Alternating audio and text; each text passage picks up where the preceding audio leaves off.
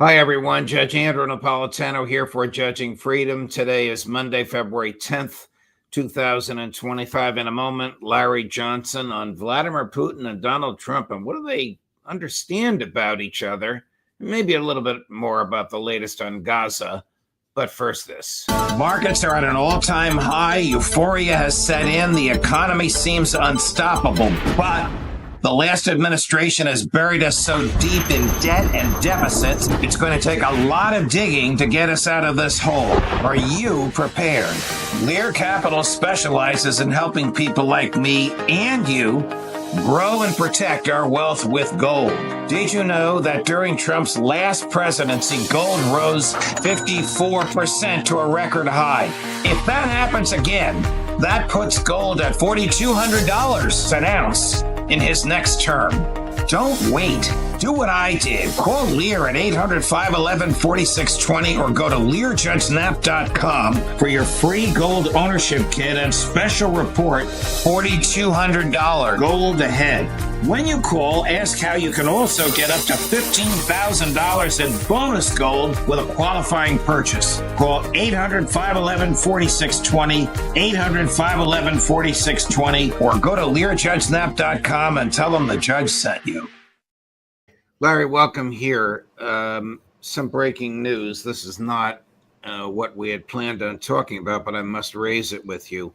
CNN reports literally while we were airing the Lear commercial, Hamas has announced that the next hostage release scheduled for Saturday will be postponed, alleging Israel has failed to abide by the terms of the agreement. Without reading this whole thing, Hamas is alleging that the IDF, has failed to vacate Gaza as it's required to. This might be just the break that Netanyahu is looking for, huh?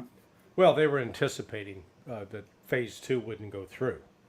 You know, as Alistair explained earlier with your conversation, there had been this secret codicil that Netanyahu had filed that the United States wasn't at least signatory to. None of the other negotiating states, Qatar, etc., were apprised of. But it was sort of the price that Netanyahu, in order to appease Trump, to get the first phase done, but to assure his extremists, the Ben Gavirs, the Smotriches, that it wouldn't go forward into the second phase.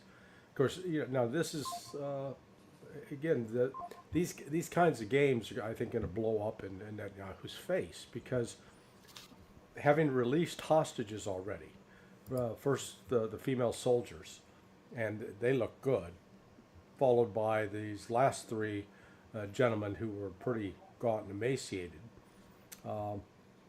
that there's going to be pressure within Israel to secure the release of all these hostages. But now what Netanyahu is vowing to do is to walk away from them, to sentence them basically to death. I mean, does Netanyahu really care about the hostages? Oh, no. He doesn't think about them. He's concerned about Netanyahu saving his own rear end, and that's what really makes him sort of so despicable. In theory, a leader of a country ought to have the welfare of the people as a whole at the heart of what they're doing, recognizing that they have a stewardship, a responsibility. But instead, this is all about self-aggrandizement. And not only the hostages be damned, but the Palestinians should die. And so that's what has led Israel into this, condition of committing genocide. Larry, I don't know if there's anything you can do. We're having difficulty hearing you. I don't know if there's a volume you can adjust or anything like that. I don't know. Hate to raise this on air, but there's no other way to address this. Well, let me look and see what the output is there. I've got is that any better? It's a little bit better. Good. Whatever you just did. We can. Okay, back to our. Boost it up. Yeah, thank you. Back to our subject matter. What is because I really want to talk to you about Trump and Putin. What is the Kremlin's view of the genocide in Gaza? Do we know? Yeah, no, they've condemned it. They've been, they've been very outspoken about it. They also came out very quickly, along with China, and condemned Trump's statement about enforcing a new Nakba, a new forced expulsion of the Palestinians from Gaza. Very much against that. So they are at odds with Trump on that on U.S. policy towards Palestine. I'm going to guess that they haven't said anything publicly about Trump's stunt on owning and occupying. Oh no, they did. They did. They came out and denounced it. They said it was. My God, has any country on the planet besides Israel supported it? No. I mean, this is just. It's such a bizarre statement that it's out of it's out of control on the part of Trump. Now, I think again, as Alistair explained it, and as I have said before, this is very much this has more in common with like Trump's appearance against man on the Worldwide Wrestling Federation, where he go in and threatened to beat up a guy who was physically bigger and stronger than him, and it was all, and then we're going to shave each other's heads. It is a showmanship thing. It's not really part of a serious negotiating strategy in terms of laying out this is an objective he wants to achieve. He's using it as a club, as a threat, in order to try to secure something. So when Trump says something like this that is impractical and probably impossible, when he says, I just spoke to Putin, and it apparently didn't happen, when he says Russia has lost 1 million men in Ukraine, which we know is very far from the truth, when he says Putin is ruining the Russian economy, which is very far from the truth, how does the Kremlin react to all of this? It's Trump. They just put it into it's Trump. They recognize that he's a blowhard, that he's serious about negotiating, but he's got this peculiar negotiating strategy where the things he says in public are more designed to create an image for the public that then Trump can play off for his own political purposes. But when it comes down to actually negotiating, a different guy shows up behind scenes. Now, I would note that within the last 24 hours, the Russians have finally admitted that there are contacts between the U.S. State Department and the Foreign Ministry, that they are now talking, that avenue has now opened. It had been closed for at least the last 2 to 3 years. Well, that is certainly a step in the right direction. It's not correct. Trump and Putin, not yet, but it's baby steps toward that, I would imagine. Right. Sergei Ryabkov, the deputy foreign minister, was out announcing that. But one of the things he also indicated, he goes, look, here's what the United States is saying, referencing some of the things that you just said about Trump, or what Trump has said. And he says the West is going to realize those are not serious proposals. Those are non-starters. So we're talking, and we're happy to talk and have actual negotiations, but it's got to be based upon the realities of, and they always say this now, what's on the ground? Well, what's on the ground? Russia controls Luhansk, controls the vast majority of Donetsk, is on the offensive in Zaporizhia and Kherson. They're not giving those up. And those four former oblasts of the Ukraine are now part of Russia. Russia is not going, they're not pawns that can be negotiated and given away. They are irrefutably part of Russia. Do you think that Trump and Sebastian Gorka and Mike Waltz and Marco Rubio, the Secretary of State, understand that? Because it appears that General Kellogg doesn't. Yeah, no, I don't think any of them understand it. They're still sort of intoxicated with the elixir of American supremacy, and that they believe they believe their own press clippings, so to speak, that yeah, Russia's on the ropes, Russia's in a desperate situation. Of course, they're going to do what we demand of them because we're so strong and they're so weak, and it's crazy. Did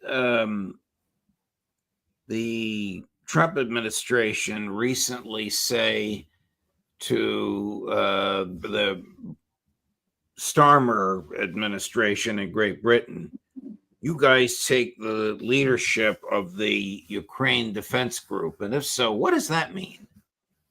Well, you chair it, and then you're the one on the lead for trying to go out and shake everybody else down to cough up some money.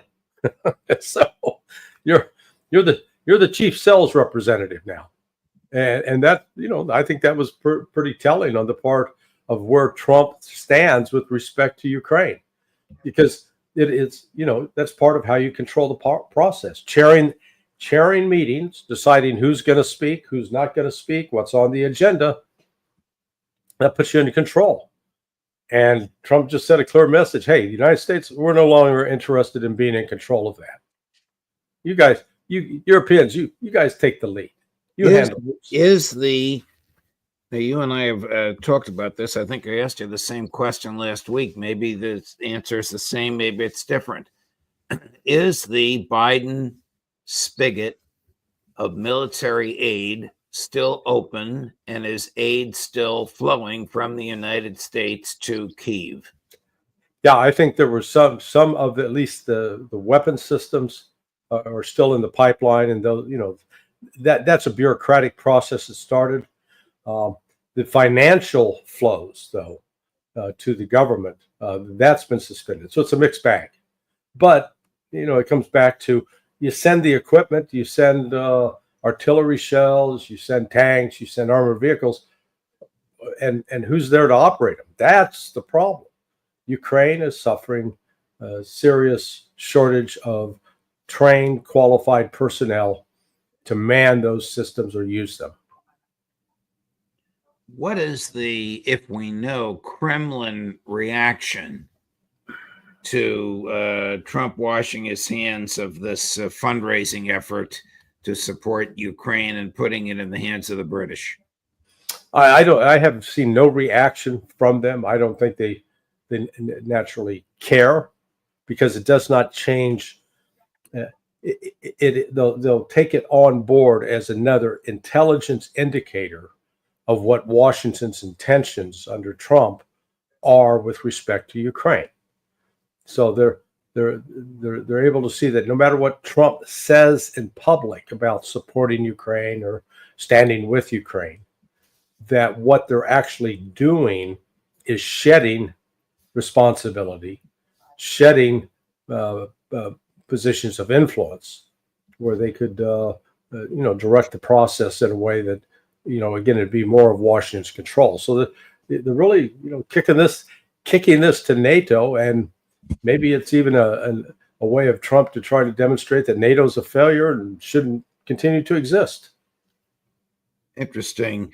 If that's the case, I want to get back to the Gaza Strip, because my friends and former colleagues at Fox recently released a portion of an interview between Brett Baier and President Trump, which was not released last night prior to the Super Bowl. The whole interview had been taped last week, but this question and answer is very telling when Brett Baier asks the president, would the Palestinians be able to return? Chris, cut number 5. Think of it as a real estate development for the future. It would be a beautiful piece of land. Would the Palestinians have the right to return? No, they wouldn't, because they're going to have much better housing, much better.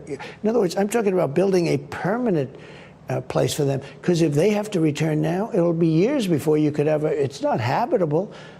It will be years before it could happen.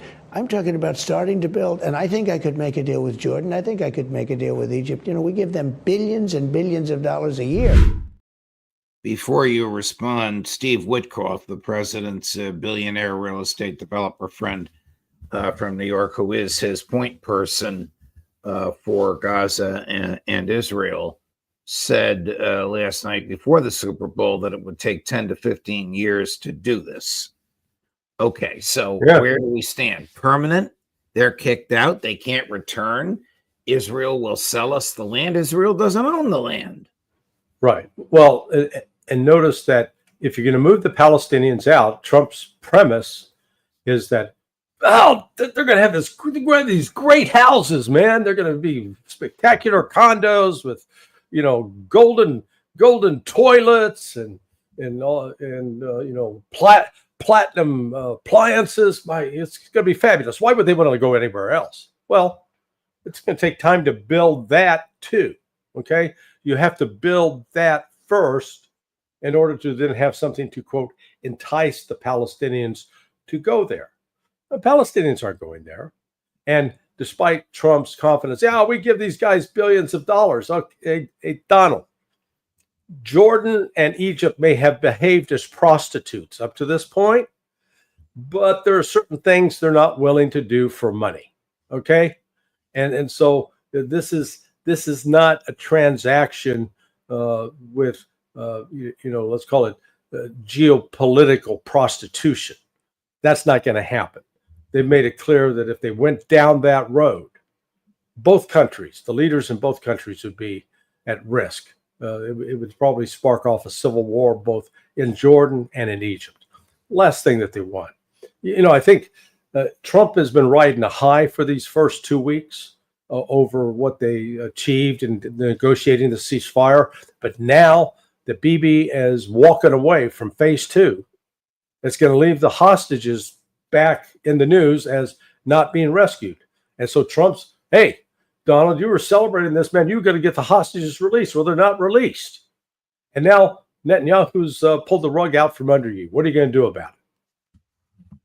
So Alistair Crook reports that Mike Waltz, the national security advisor, told Ron Dermer, the American-born senior advisor to Netanyahu, that Trump does not support, will not condone an invasion of Iran. Mm-hmm. How do you think Netanyahu reacted when Ron Dermer told him that? Probably breathed a sigh of relief to keep them from doing something stupid. No, I mean, look, there's this talk that, oh boy, we're going to go show Iran, we're going to whip them because they don't have any air defense, et cetera, et cetera. It's ridiculous. The only way that Israel could destroy Iran is if the United States foolishly decided to help facilitate such an attack. And listen, the United States cannot destroy Iran unless it wants to nuke the whole place. Okay? That's the only way. The United States lacks the military capability, that lacks the troop strength, it lacks the logistics to be able to launch an attack on Iran that would take control of Iran. Can we launch some airstrikes that do some damage? Yes, but that means Iran will be in a position to launch retaliatory airstrikes against U.S. bases that are still there in Qatar at Al Udeid Air Force Base and up into Syria.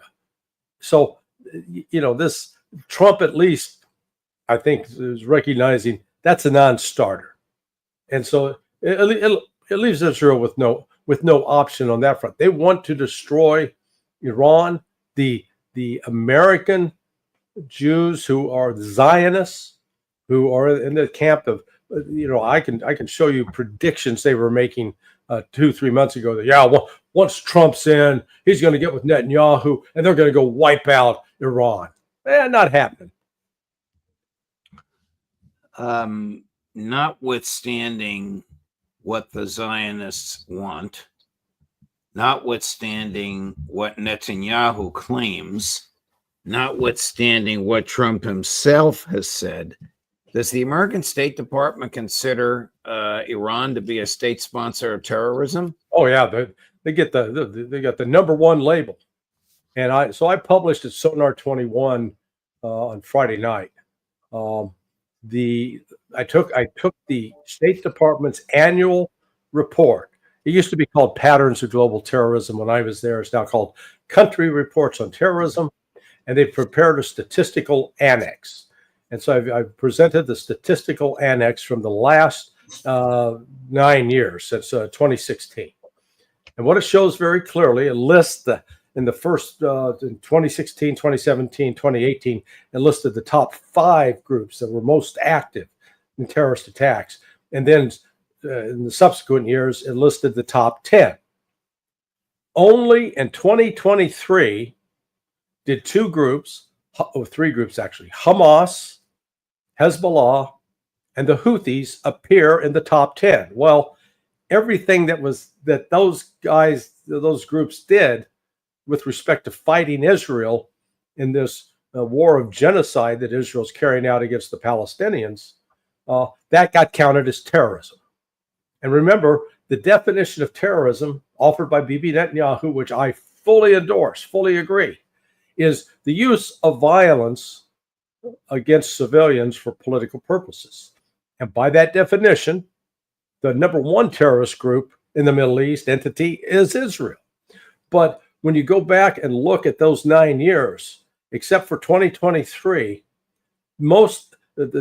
none of the groups listed in those lists are Iranian-backed.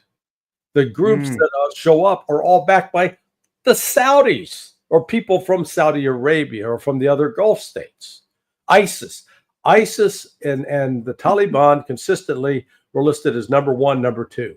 Is HTS in there? The people that just took over Syria? Yeah, 5 of the last 7 years, HTS is listed in the top 10.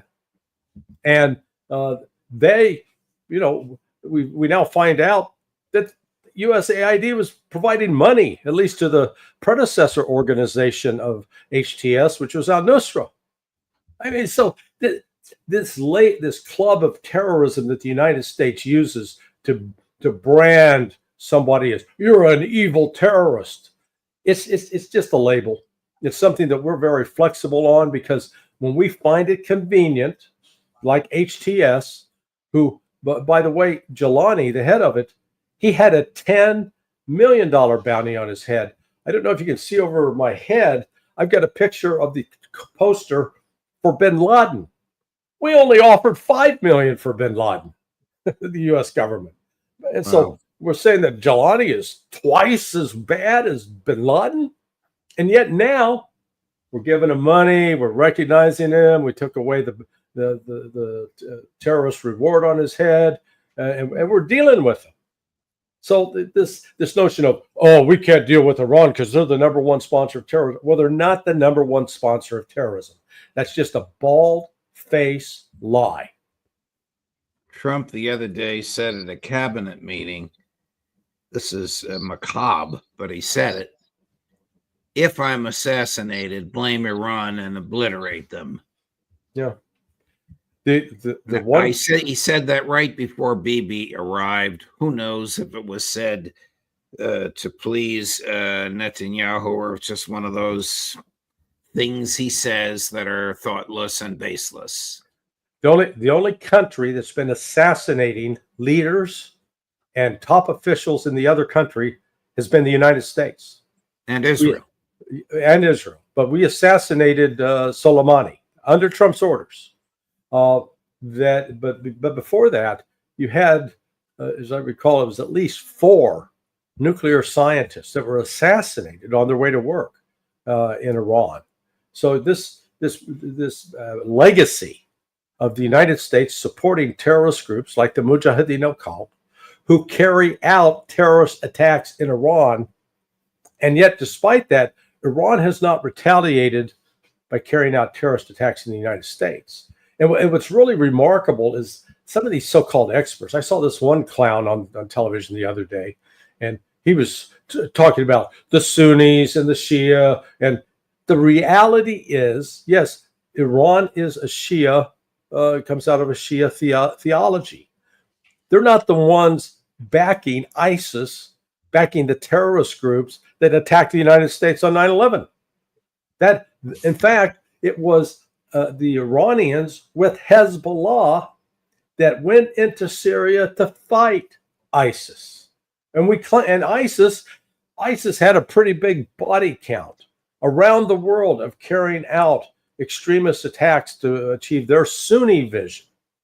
But instead, we lambaste the Iranians. We make them the villains and coddle and enable the very ideological terrorists on the Sunni side that attacked us. It's insane. Here's what Trump said. It's Iran and their proxies who have threatened to retaliate against you and your team by killing you guys for taking out Soleimani. Well, they haven't done that, and that would be a terrible thing for them to do. Not because of me. If they did that, they would be obliterated. That would be the end. I've left instructions. If they do it, they get obliterated. There won't be anything left. There you go. Yeah, there's tough talk. The reality behind the scenes is Trump is trying through Witkoff to get negotiations underway with Iran. And we have also learned in the last 48 hours that Ayatollah Ali Khamenei not interested in talking to the United States, at least, because they've already feel that they've been betrayed by Trump, that Trump can't be trusted. Now, well, there is a basis for that from the last time around. Oh yeah, no, absolutely. But that doesn't mean there won't be negotiations. That means Trump may have to go through Russia to get to Iran, and that any deal cut with Iran will be part of a broader deal with Russia, and maybe it's even spill over into China. This is, Trump is, he does, to his credit, he goes for the big idea, and he doesn't always explain that in public in a way that would be comprehensible to people. But he recognizes that if he can pull off a grand deal that secures Iran recognizing Israel's right to exist, that secures actually a state for the Palestinians in accordance with what the Saudis and others have demanded now, and that a peace with Russia that reduces the anxiety of NATO, that he'll be a shoo-in for the Nobel Peace Prize. That's what he wants. Great. Larry, great conversation, my dear friend. Terrific conversation. I realize we covered the gamut from Gaza to Kyiv, but thank you very much for letting me pick your brain, and thanks for all of your analysis. I look forward to seeing you with the youngster McGovern at the end of the day on Friday. I'll be there, Gamut Incorporated. All right. Thank you, Larry. All the best, my dear friend. Sure. Coming up later today at 4:30 Eastern this afternoon, the always worth waiting for on all of these topics, Scott Ritter, Judge Napolitano for Judging Freedom.